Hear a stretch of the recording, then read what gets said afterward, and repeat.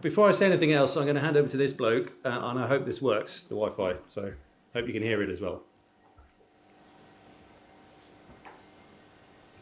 Hi, I'm Mike Green. I'm a freelance user research lead based near Cambridge. What I want to talk to you about today is artificial intelligence, or more specifically, generative AI, in the context of user research. I'll start with a very short recap of what user research is, then talk a little bit about what generative AI is, and then I'll share some examples of how generative AI is being used by researchers and product teams in the UX space. In addition to my day job, I also host a regular UX podcast, and over the last year and a half I've been speaking with digital professionals around the world about the current state of UX design and research, and you're going to be hearing in this talk from some of them as they share their views on the impact of AI on their professions and the world more broadly. We don't have long, so strap in and I hope you enjoy the next 20 minutes. Oh, and if you're wondering, ChatGPT did actually suggest the title of this talk. Right, now let me hand you back to the real me. So what do we think? Slightly freaky, isn't it? I'll come on to the uncanny valley of avatars a bit later, but just moving on. I won't dwell on this too long. So I'm a freelancer, as I said. These are some of the people I worked with over the last few years. I've done lots of work in government and also the private sector, mainly kind of fintech. I'm currently with the FCA, helping kind of embed user-centered design in their organization. I'm also, and I flagged this early on, I'm a student of AI. So I don't profess to be any kind of AI genius any more than others of us are. I did a Coursera course, which I thoroughly recommend to everybody. Very quick and easy to do online. And as of yesterday, I've signed up for the Oxford Artificial Intelligence Programme, which is a 6-week online course, which is so far proving to be fascinating with participants from around the world. And what's really interesting is how much bigger, according to the course tutors, the sign-up is compared to last year. So last year they had a couple of hundred. This year they've got 700 people doing it from all over the world. So I think, to Andy's point earlier about ChatGPT, it's just this kind of seismic change. Suddenly AI is on everybody's lips. Everybody wants to learn all about it and how it's going to impact them. And I'm also, as I said, a podcast host. You'll have to forgive this picture. My wife absolutely hates this picture here of me. So I started it. It's a bit of a kind of fun side project about 18 months ago. And I was talking mainly to friends and colleagues, people I work with, about their careers in UX, how they got into it, kind of how they've grown in their careers. But the podcast has grown and grown. I've been lucky enough to come to events like this and also overseas. So I went to UX DX in Dublin late last year. And then earlier this year, I went to CHI, which is the big academic HCI, Human-Computer Interaction Conference, which is held every year. This year it was in Hamburg. And what was fascinating was hearing from academic researchers in the AI space and how, the kinds of things they're doing research into. So there were things like grief bots, people using grief bots to kind of overcome loss of a relative. There was contestable AI with camera cars and kind of the ethics of using camera cars on streets to film people. And I'll play a couple of clips later on about that. But we're up to 53 episodes, and the podcast is a kind of regular thing, and it's taking up a lot of time. But it's fascinating hearing from people's views on AI in their own work. So, with that in mind, I'm going to play the first clip, and I'm not going to just play hundreds of clips, I promise. But I just kind of want to weave into the talk a number of clips from minds greater than mine that have spoken to me about kind of technology in general and where we're going with it. So the first one is Ian Mulvaney. He's actually a friend of mine. He's a former housemate from years ago in London. He's now the CTO of the British Medical Journal in London, which is a technology firm. It's not just the paper journal as it used to be, publishing kind of eminent academic treatises on healthcare. But I just want to play you this first clip. Technology, as it is configured today, we are still at the foothills of understanding how this is going to drive our future economies. There's still, hundreds of millions of people to come to the web. And so when we think about healthcare, the future demand on healthcare is going to far outstrip the access to the number of doctors that are out there. So how do we equip people to work at sometimes called the top end of their license to be able to deliver that? And I think digital has an immense role to play there. So I'm hugely excited about being in a place where the tools we build can help build that story. So he poses some fascinating questions there. And I mean, even, I suppose we're seeing it in terms of healthcare. Like I went to my local GP clinic the other day and it's very hard to get an appointment. And I said to the lady on the desk, who's always looking harassed and frazzled from dealing with angry local people, why can't we get appointments? And she said there just aren't enough GPs. We've lost GPs. So this idea of, how can technology perhaps be used to scale up access to healthcare, even in this country, I think is a very pertinent one. This particular clip, this was from New York earlier this year. In terms of kind of how other organisations are using AI, whether it be in a kind of UX space or other space, what's your view on that and kind of the future of AI within large corporations? It's inevitable. There's talks of pausing or doing other things which will never happen because this is an arms race and no one's taking their foot off the gas. I think there's a lot of this tooling is going to become sort of ubiquitous. Yeah, and I think Andy mentioned inevitable at the end, at the beginning, and that really struck with me. He's the sales director for a company called Entropic, who build a big user research platform, and they've got facial coding built into it. And I'll show you a screenshot of it in a minute. But this idea of it's an arms race, the ethicists very rightly need to take front and center. But from a commercial perspective, we saw kind of OpenAI got a march on things with ChatGPT. Google's Bard felt like a kind of catch up. It was having to Google feel like they've been playing catch up ever since. So we need to be ready for this, and it's happening at speed. Just to take a step back a bit, and forgive me if this is a very basic question for a lot of you, but I just thought let's just stop and think, what is user research? So I'll just throw the question out there. Just how would you define user research in one sentence? Anyone? Go on. Well, I mean, I googled it. Interactive Design Foundation just put it like this, and I think this is hopefully self-evident to many of us, most of us here. Basically, it's a methodic study of target users, and fundamentally, it's around needs and pain points. And it's not an altruistic thing. Well, it is also an altruistic thing, but it's also fundamentally it has commercial benefit because it builds products and services that people want and that they use, and it makes interacting with services and products easier. And it helps design teams basically make design decisions with more confidence. So as a user researcher, my role is very much as a dealer of confidence. I've heard it described to the design team I work with to say, this is what users have told us, this is what we think, this is what I think based on what the users have said, kind of is the right design decision to make in a particular scenario. And some shameless shots there of pre-pandemic days. You remember going out in the real world and doing user research. That photo there on the left is me in Heathrow back in the day, talking to that's for a Department of Health piece of work about overseas healthcare. If you want to recruit users, the best place to do it, I've discovered, is a departure lounge in airports. They can't get away, and they're bored and they're happy to chat. And then top right, that was in a Javanese regional government building in Indonesia. I did some work with GDS, Government Digital Service, about overseas technology procurement. And that was through a translator. And I tell you what, doing user research, multiple languages with a monsoon rain pouring down outside, and the guy kind of having to translate multiple languages is very challenging. But it's like, fundamentally, as we know, I hope, it's about understanding users and their needs before you design and build anything. Cool. Now the next question, somebody help me out here. How would you describe generative AI? Terrifying. Sorry? Terrifying. Terrifying. I'm on the first one. I was absolutely terrified.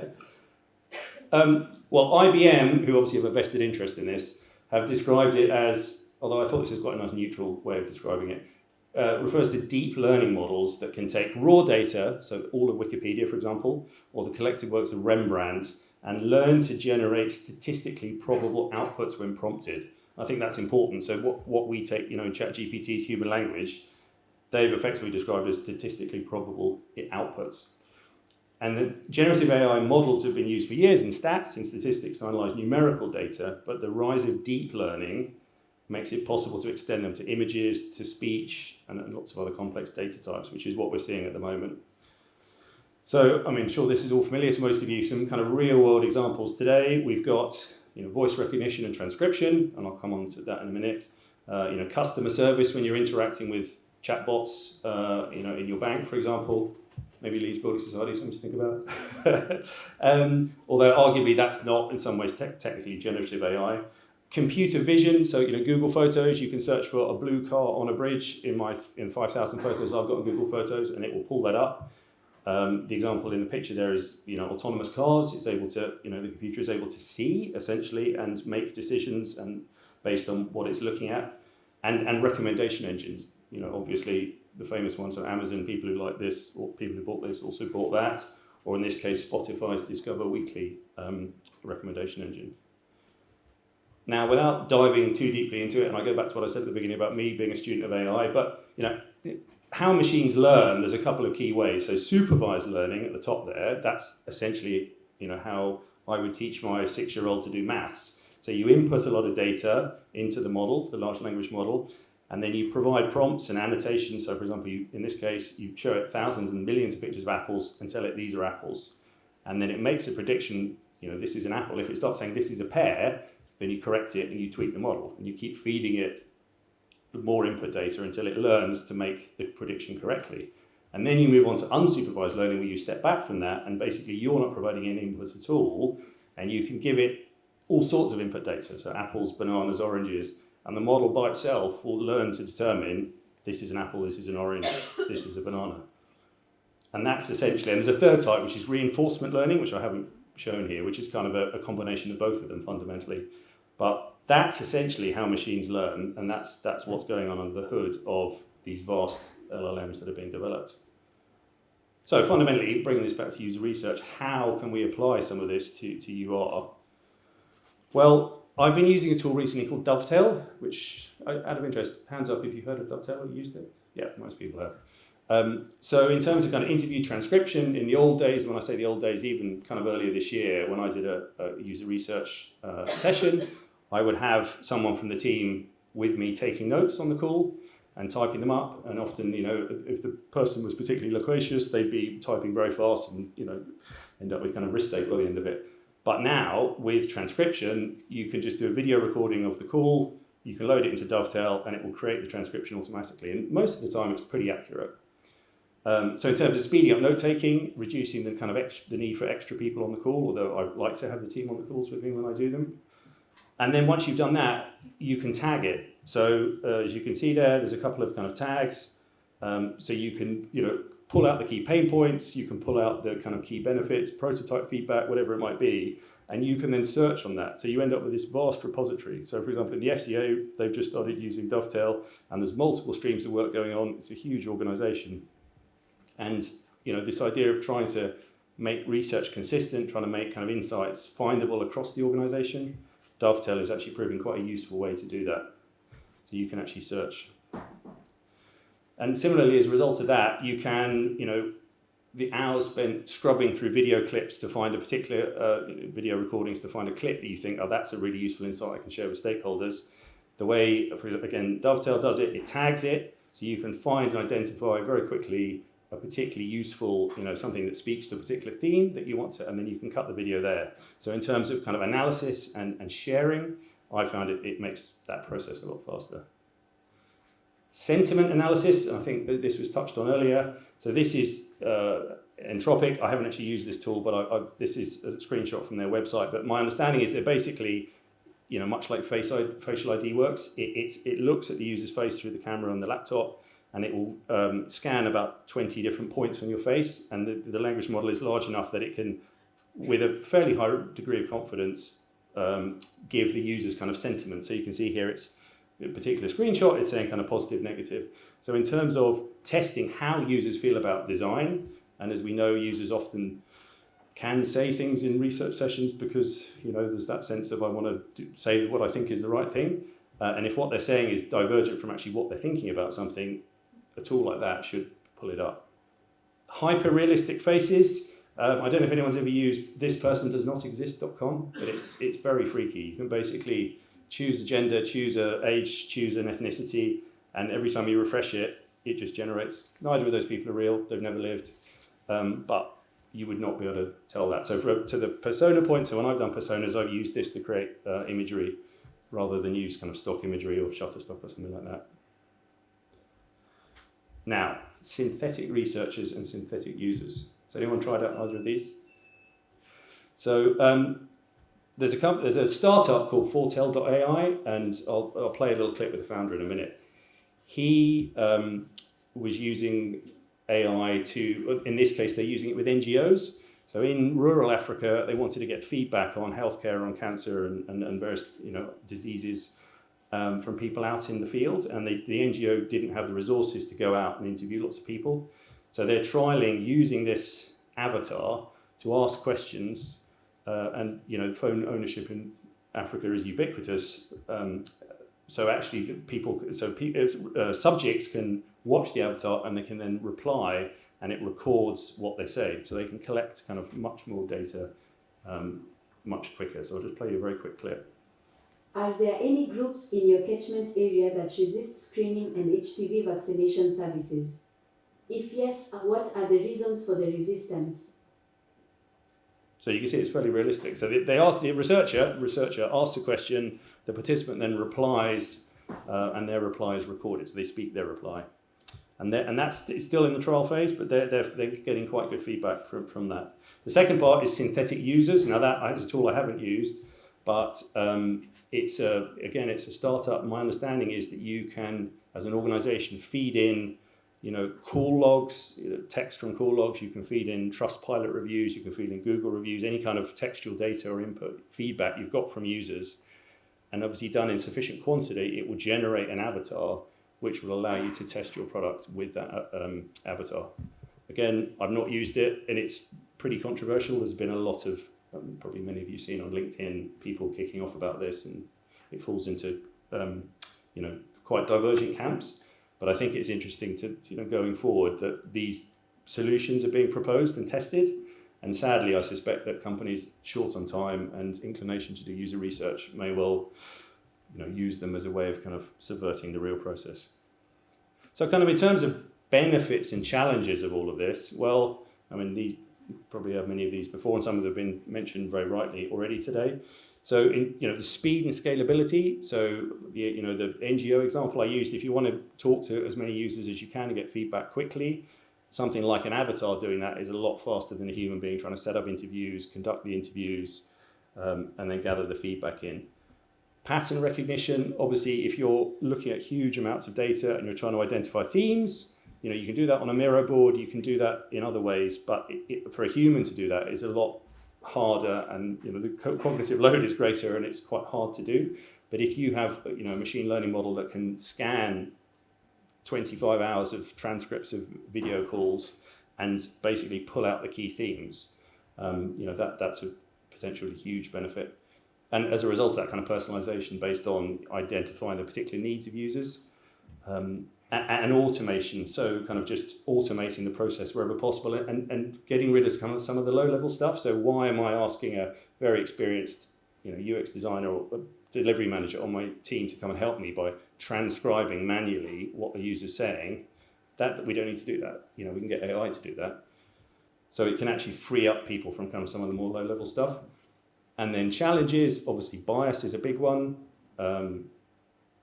Data bias, if you're drawing information from the models and the models are flawed data, then and there's going to be bias in that data, then that's going to feed into kind of how the model is resolved. And of course, the next issue is the next generation of models. If they're using the output of the current models, it's a kind of race to the bottom, whereby the AI is feeding itself on previous AI output. And I think that's a discussion that needs to be had sooner rather than later.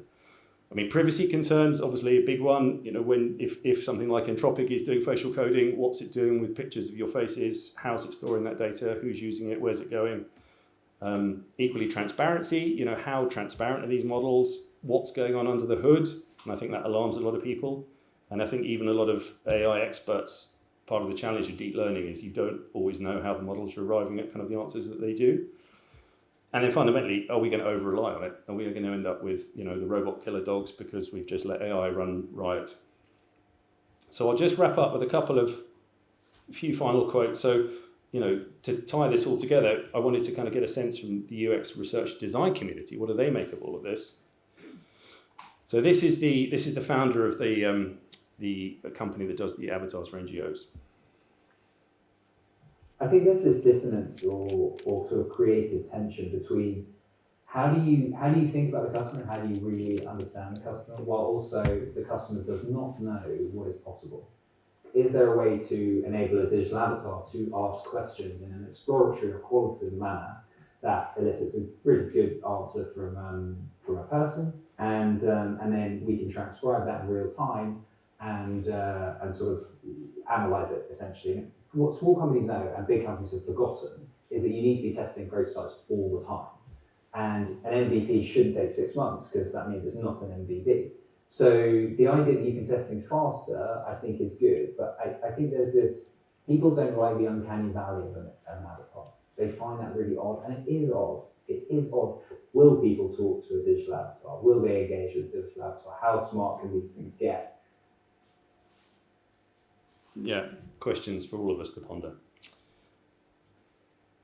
Somebody else I spoke to in New York, he is the founder of another AI-based research platform. Actually, one of their key investors was Sam Altman from OpenAI. So they were kind of early off the blocks with this. But his view was, with AI, the what, as he describes it, is going to become increasingly more important than the how. So that is in what does the UI look like, he thinks, and the jury's still out on this, is going to be less important than what is it we're trying to build, what are our users trying to achieve? Have we identified the value that we're going to provide to users? So it's that sense of, in some ways, AI can do a lot of the UI production, and actually the fundamentally understanding the needs behind that, building it is not the hard bit. Understanding the needs behind it is where the value really lies. And to that end, so Megan Matthews is head of user research at DocuSign, which I'm sure you're familiar with. They're based out of San Francisco, and she was very much of the view that AI will never replace us. But listen. I've had the question asked of me, are you concerned that this is going to take over the researcher job, what ChatGPT can do? And I'm not concerned because, being a researcher is more than crunching numbers, and it's more than spitting out insights that have been nicely summarized. A lot of it's around education, it's also around strategic alignment across organizations, and it's around taking really, really, really complex things that have not even been invented and trying to innovate together cross-functionally with teams. I try to imagine a robot doing that, and it's just like, right now I would sit here and tell you, no way, not a chance. So researchers in the audience, we're not out of a job just yet. And then the last one, and this is, again, this was recorded at Kai. This is an academic called Kars Elfrink, and he's doing some really interesting research into contestable AI. So his case study that he was presenting was camera cars, like the Google cars in Amsterdam, or the parking enforcement cars, driving around, filming people, taking pictures of them, recording cars, recording faces, all of which is done without the explicit authority or consent of the individuals. And the whole kind of academic discussion is, where's the consent? What are the ethics of this? Are people even aware of what's being done with their data and their faces? From my perspective, someone who cares about democratic control of these technologies, that's really, really concerning, right? Because the entities, these are private companies, they are not, under democratic control at all. They are largely unaccountable. And the nature of this technology, like I said, is really driving further concentration of power, and that's something that I think the HCI community should not accept uncritically. There are other ways of doing AI. So there's a cautionary tale to end with. So I don't have answers to many of the questions that I've raised, but I wanted to raise them just as kind of food for thought for everybody. Personally, I'm a big fan of kind of AI in user research. I think, as someone described it, as kind of benign use of AI. I don't feel that it's going to run amok quite yet. It can automate some processes. It can make our lives easier in many ways. But I think we need to kind of remain, obviously, vigilant and try out the tools fundamentally. And there's an explosion of tools, as we know, more and more are coming online every day. But I hope you found that useful. Thank you very much.